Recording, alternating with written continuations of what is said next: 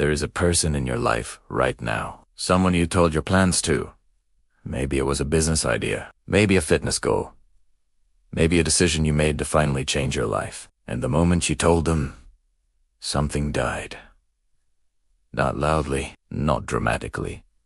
It just quietly disappeared. The fire you had, the hunger, the certainty that this time would be different, gone. And you probably blamed yourself. You told yourself you were lazy, undisciplined, not serious enough. But what if that wasn't it at all? What if the very act of explaining yourself was the thing that killed it? My name doesn't matter right now. What matters is this. By the end of this video, you are going to see your life completely differently. Not because I'm going to tell you something nobody has ever thought of, but because I'm going to show you something you already feel, something buried deep inside you, and I'm going to give it a name. That feeling when you're working on something and nobody knows about it yet. That focused, almost electric energy. That quiet confidence. Carl Jung called it the shadow work zone, the private interior space where real transformation happens before the world ever sees it. He spent decades studying why humans self-sabotage, and one of his most startling conclusions was this: until you make the unconscious conscious, it will direct your life, and you will call it fate. What Jung meant in plain language is this: most people are being controlled by forces inside themselves that they don't even see. And one of the most powerful of those forces, the desperate, unconscious need to be understood. Here's what that looks like in real life. You wake up one morning with a decision. A real one. Something shifts inside you and you think, I'm done being who I was. I'm changing. And for about 4 hours, that decision feels unbreakable. Then you see someone, a friend, a family member, a coworker, and something inside you needs to tell them. Not because you need their help, not because you need their advice, but because some deep, unnamed part of you needs them to see that you've changed. Before you've actually changed. This is the trap.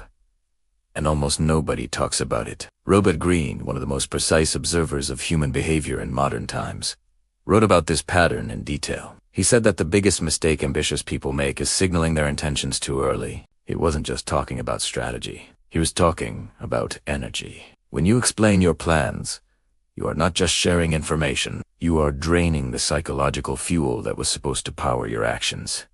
Think of it like a battery. Every time you talk about what you're going to do, the battery loses charge, and by the time you actually sit down to do the work, the battery is dead. You wonder why you can't follow through. That's why. Now here is where it gets even more interesting. Marcus Aurelius, the Roman emperor who led one of the most powerful empires in history, never once announced his personal transformation to anyone. He didn't call his generals together and say, I've decided to become a better man. He just became one. And we only know the depth of his private struggle because his personal journal meditations was never meant to be published. He wrote it for himself. In private, with no audience. AWATs do not indulge in dreams of what you do not have, but count the blessings you actually possess and think how much you would desire them if they were not already yours. This was a man talking to himself, not performing for a crowd. And that is exactly why those words carry so much weight 2,000 years later, because they were real, unfiltered, private. Here's the uncomfortable question I want you to sit with right now. When was the last time you really did something without telling a single person about it first? No post, no text, no mention in conversation. Just you, doing the thing, in silence. For most people, that answer is a very long time ago. And that is not an accident. We live in a world specifically engineered to make silence feel dangerous. Social media rewards sharing. Every platform is built on the premise that your life is content. But here's what the algorithm doesn't tell you. The people who are actually building something real, the ones whose results will shock you 3 years from now, they are the quietest ones in the room today. Sigmund Freud identified something he called the pleasure principle, the idea that human beings will almost always choose immediate pleasure over long-term gain. Talking about your goals feels like progress. It activates the same reward centers in the brain as actually achieving them. That's not motivation.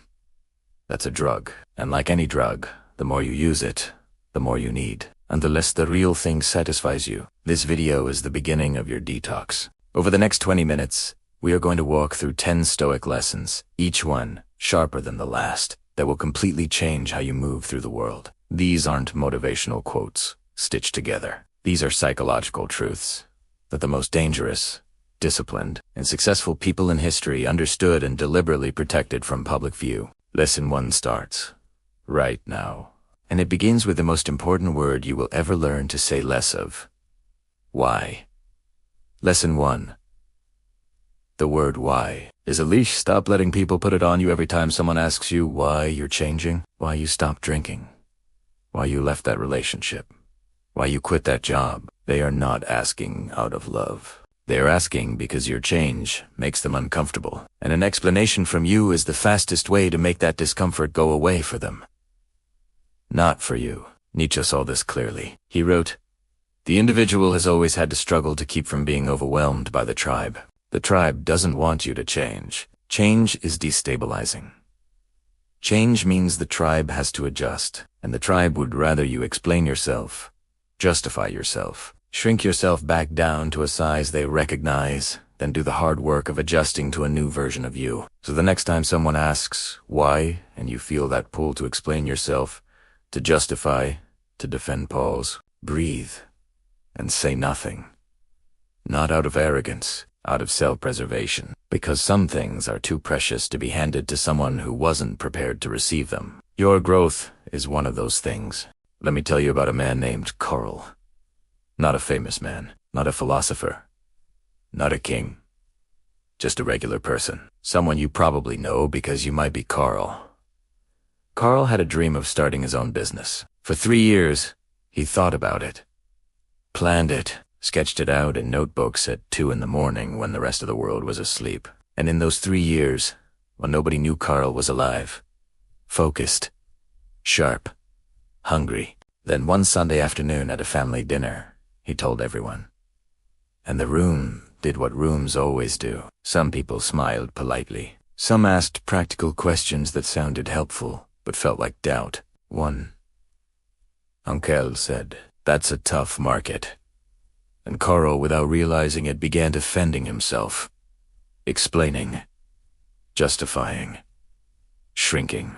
By Monday morning, the notebooks were closed. 6 months later, Carl was back at a job he hated, telling himself he just wasn't ready yet. He was ready. He had always been ready. What he wasn't ready for was the weight of other people's opinions inside his head. Lesson 2.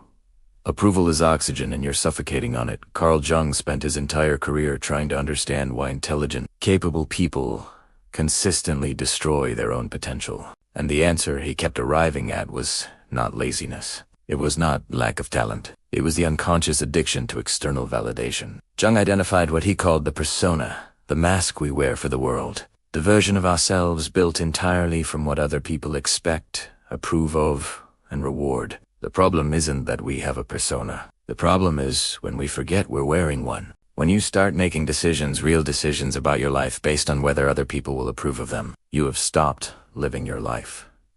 You are living theirs. Jung wrote, "The most terrifying thing is to accept oneself completely." Read that again. The most terrifying thing.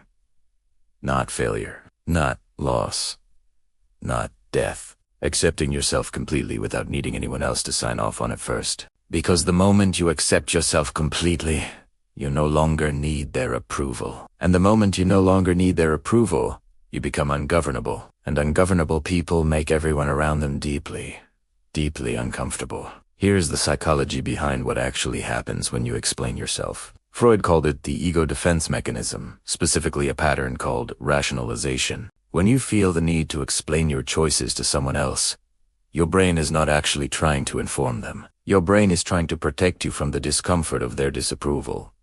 You are not explaining for their benefit. You are explaining to make the anxiety go away. And the cruel irony is this: the more you explain, the more approval you need. The more approval you need, the more you explain. It is a loop with no exit, unless you consciously choose to step out of it. The exit is silence.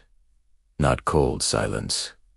Not angry silence. Grounded, secure, intentional silence. The silence of someone who knows exactly who they are and does not require your agreement to keep being that person. Think about the people in your life who you respect the most deeply, not the loudest ones, not the ones with the most opinions, the quiet ones, the ones who do what they say, the ones who show up, the ones whose word actually means something. Have you ever noticed that those people almost never explain themselves? They don't post about every decision. They don't justify every move.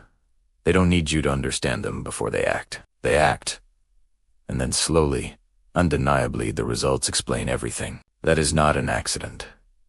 That is a discipline, and it is a discipline you can learn. Lesson 3. Machiavelli's greatest secret power lives in what you don't say. In 1513. A man sat alone in a small farmhouse outside Florence, Italy. He had just lost everything. His political career, his reputation, his freedom. He had recently been tortured and released. And in that silence, in that complete and total collapse of his public life, he wrote one of the most psychologically devastating books in human history. The Prince. His name was Niccolo Machiavelli. And the lesson buried inside that book, the one most people miss because they're too focused on the controversial parts, is this. The person who controls the information controls the outcome. Machiavelli watched powerful men rise and fall his entire life, and the pattern he noticed was consistent. The men who fell, they talked too much. They revealed their strategies too early. They explained their motivations. They tried to be understood, and in doing so, they handed their enemies a map. Not a map of their location, a map of their psychology. Once someone knows why you do what you do, once they understand your fears, your desires, your insecurities, they can predict you. And a predictable person is a controllable person. Machiavelli wrote,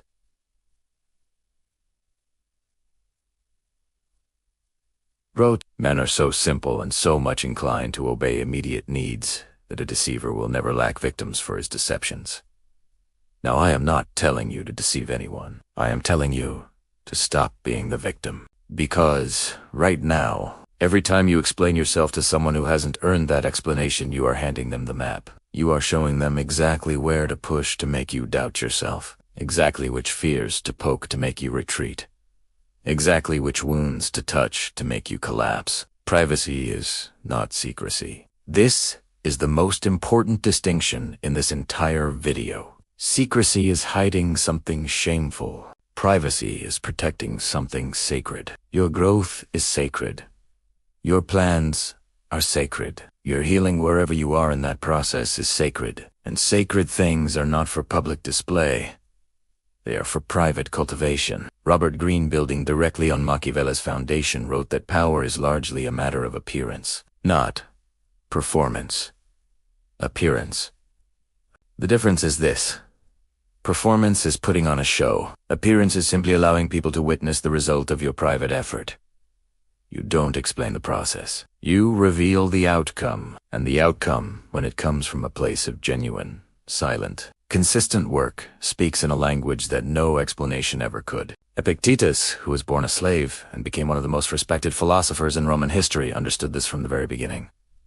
He had no choice but to be quiet. His life depended on it. And in that forced silence, he discovered something most free people never find. He wrote, "We have 2 ears and 1 mouth so that we can listen twice as much as we speak." But there is a deeper layer to that lesson. It is not just about listening to others. It is about learning to listen to yourself. Because in the silence, in the space between what someone asks you and what you feel compelled to say, there is a voice, a quiet voice. And that voice knows exactly who you are becoming. Most people never hear it because they are too busy explaining. I want you to think about a caterpillar for a moment, not as a metaphor you've heard 1,000 times, as a biological fact. When a caterpillar enters its cocoon, something genuinely strange happens inside. It doesn't just grow wings. It dissolves almost completely. Its entire body breaks down into what scientists call imaginal cells. A kind of biological soup. Formless. Structureless. Completely unrecognizable as either what it was or what it will become. And here is the critical part. If you open that cocoon too early, even with the best intentions, the butterfly dies. Not because you are cruel, Because the struggle of emergence is what builds the wing strength necessary for flight. Without the struggle inside the silence, there is no flight. You're in a cocoon right now, and every time you explain yourself to someone who isn't ready to understand, you are letting them crack it open too soon. Lesson 4. Transformation requires darkness. Stop dragging it into the light. Carl Jung had a name for the raw, unformed material of personal transformation.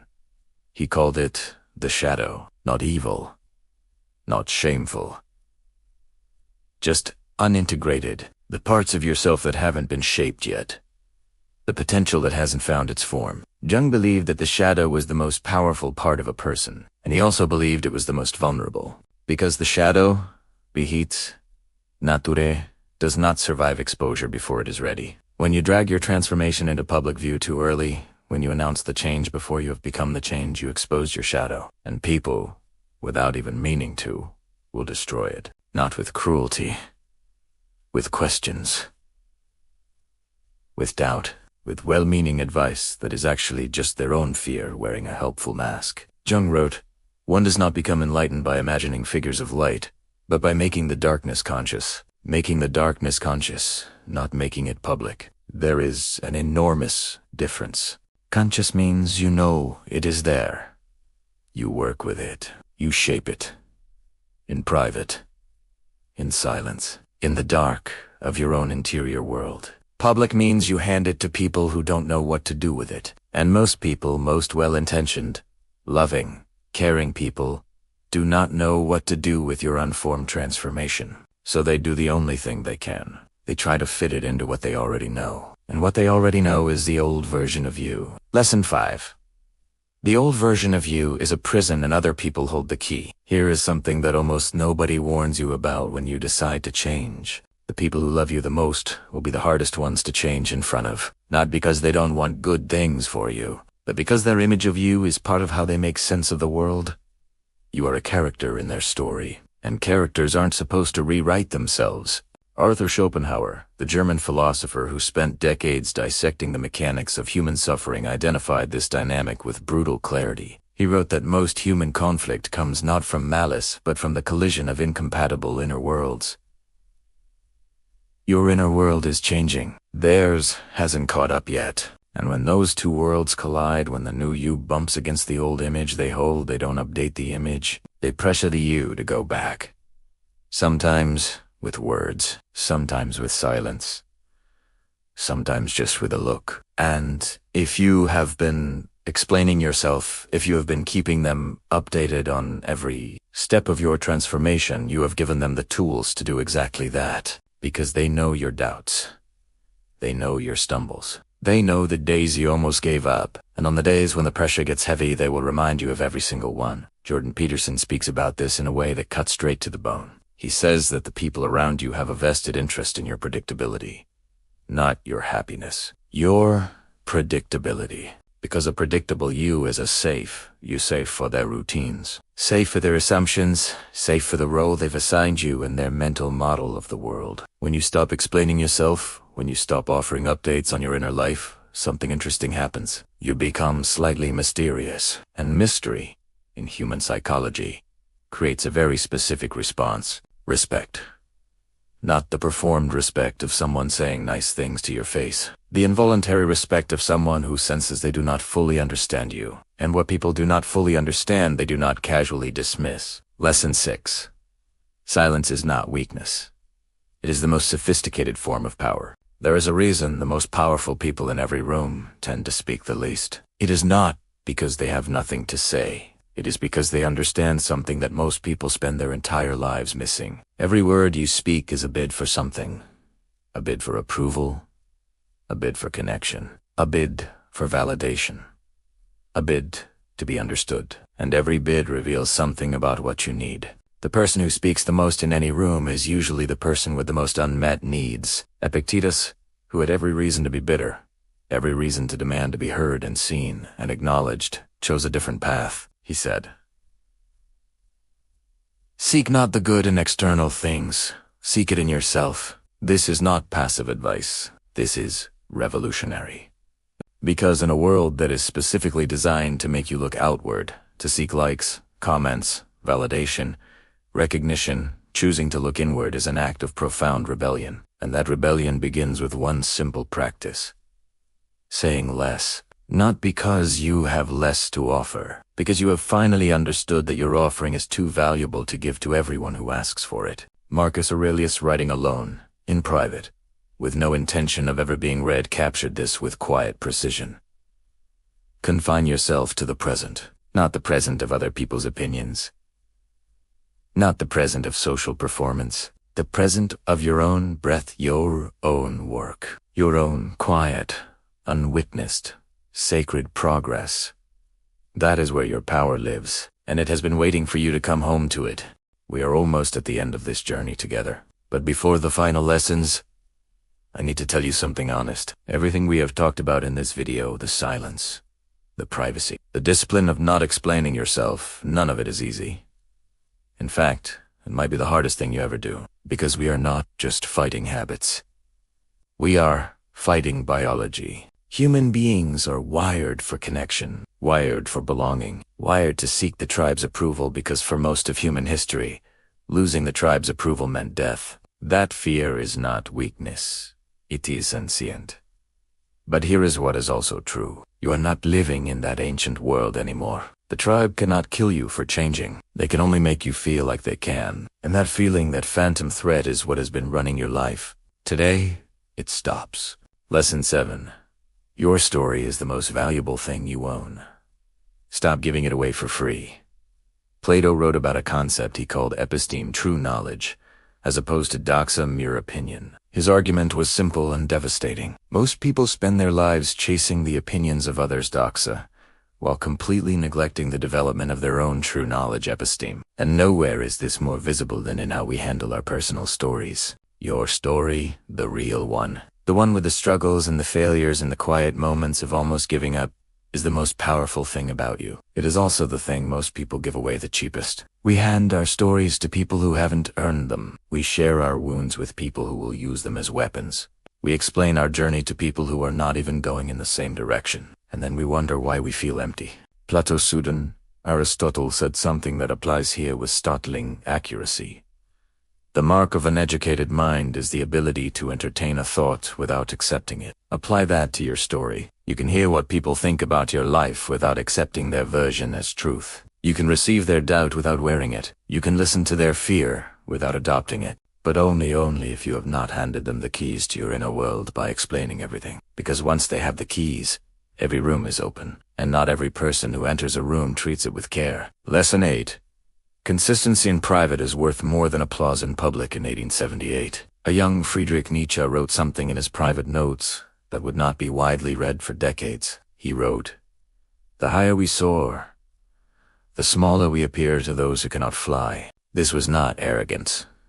This was a warning. Because Nietzsche understood from painful personal experience that growth makes you incomprehensible to people who are not growing, and incomprehensible things make people uncomfortable. And uncomfortable people do one of two things. They either rise to meet you, or they try to pull you down. The ones who try to pull you down are not evil. They are just afraid. Afraid that your growth means their stagnation. Afraid that your discipline is a silent criticism of their comfort. And here's the thing about those people. They can only pull you down if you are close enough to grab. Every time you explain yourself, every time you offer updates, seek understanding, justify your choices, you lower yourself to within reach. Stop lowering yourself. Not out of superiority, out of self-protection. Do the work privately. Show up consistently, and let time, not words, make the argument for you. Lesson 9. Silence rewires you, the neuroscience of keeping your own counsel. Here is something that will surprise you. Keeping things private is not just psychologically powerful. It is neurologically transformative. When you make a decision and keep it to yourself, when you carry the weight of your own intention without distributing it to others, your brain treats that intention differently. It holds it closer to the motivational centers. It integrates it more deeply into your identity. It makes it stickier, but when you share it, when you announce the intention before taking action, your brain registers the social response as a form of partial completion. You spoke about it, people reacted, the social loop closed, and the brain, satisfied that something happened, releases the tension that was supposed to drive you toward action. Freud called this premature closure the unconscious tendency to resolve psychological tension symbolically rather than actually. You announced the diet instead of starting it. You told people about the book instead of writing it. You explained the plan instead of executing it, and the brain said, "Close enough." The antidote is not willpower. The antidote is silence. Keep the intention inside. Let the tension build. Let the hunger grow uncomfortable. And then when the pressure is almost unbearable, channel every bit of it into the work. That is not discipline, that is deceit. You are designing your own psychology for success. Lesson 10. The aware mind, the final and most important lesson. Jung said something near the end of his life that I want to leave with you. He said, "Your vision will become clear only when you can look into your own heart. Who looks outside, dreams. Who looks inside, awakes." This entire video has been about one thing. Not silence for its own sake. Not privacy as a performance. Not mystery as a strategy. It has been about waking up.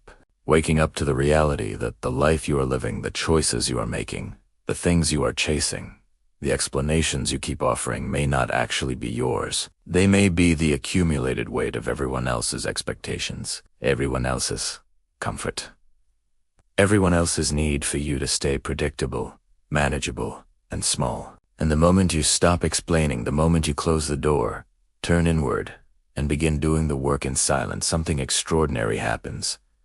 You start to hear yourself again, not the voice that is performing for an audience. The real voice, the quiet one, the one that has been waiting patiently, faithfully, without judgment, for you to finally stop talking long enough to listen. That voice knows what you are supposed to build. It knows the direction you are supposed to walk. It knows which relationships are draining you and which ones are feeding you. It knows. You just have to get quiet enough to hear it. The 10 lessons we covered today are not a checklist. They are a compass. And the direction that compass always points, no matter which lesson you revisit, no matter which truth lands hardest for you, is always inward. Inward, where your real strength lives. Inward, where your real answers